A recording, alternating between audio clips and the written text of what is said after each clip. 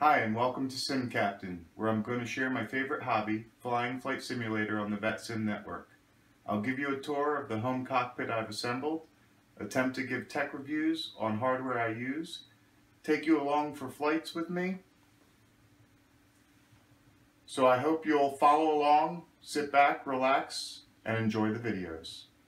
Alright, I'll start my cockpit tour with the 3 monitors, which are run by Matrix Triple Head to Go. The seats are a couple of minivan seats that I got off of eBay pretty cheaply. My center pedestal and throttles are all Goflight modules. I'm using a Logitech backlit keyboard, which is a nice touch for at nighttime. I have the Ace 737 Yoke, which I really like. This is the original Ace 737 Yoke. I bought it right away when it first was released. And there's some things I like about the old Yoke that I don't like about the new one, and vice versa, things about the new one that I don't like about the old one. For example, the autopilot disconnect had that nice click. I like that it's red. On the new one, it does not click, but the new one has a much more realistic trim switch. The old one's trim switch was not very precise. All my instruments are Saitek,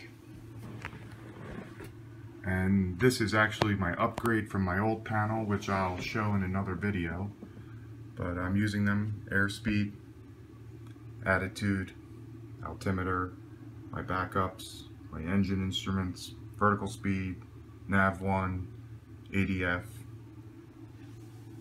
my annunciator panel, and some Goflight warning panels, which are nice because they're also buttons. Saitek Auto Pilot, some co-pilot instruments, and this clock is my Zulu clock. The Goflight 737 MCP, my COM1, COM2, various aircraft systems, landing gear selector, NDB 1 and 2, other aircraft systems, spoilers, flaps, throttle system.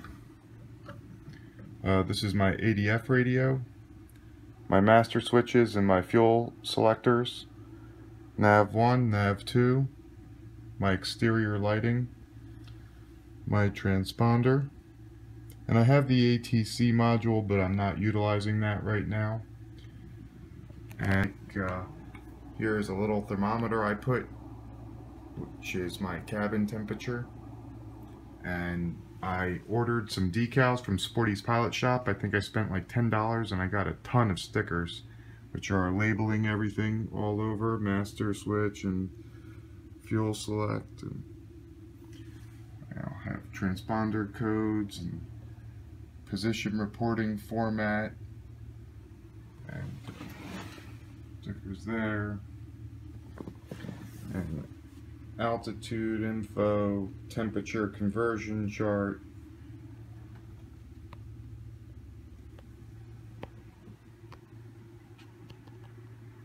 I'm using the freeware Gulfstream. I love the Gulfstream. It's my #1 aircraft. This is a Gulfstream my buddy put my call sign on, November 48 Sierra Sierra, and the colors I wanted.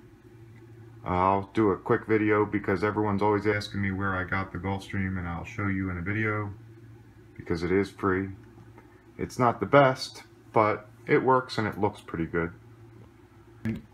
I put a red light in the hi-hat above for night flying to give me a red glow in the cockpit.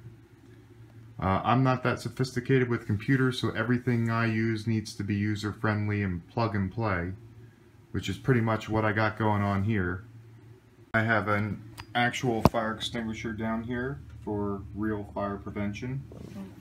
I use an iPad for all my charts, and I'm using Saitek Rudder Pedals. Really like all the Saitek stuff, seems to work well with the Goflight stuff. Every once in a while I'll get a little glitch where something won't work and you'll have to reset it, but for the most part it's works pretty well together.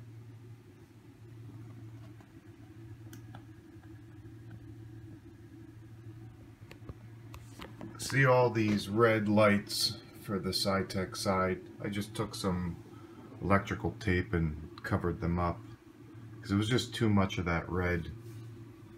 Just thought it had a little bit of a better look. You can still push the buttons and they'll work.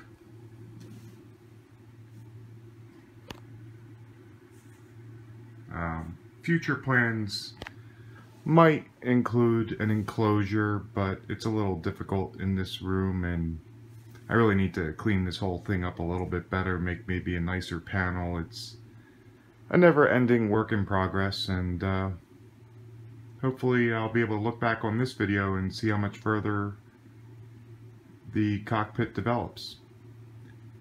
Well, until then, happy landings. Hope you like and subscribe.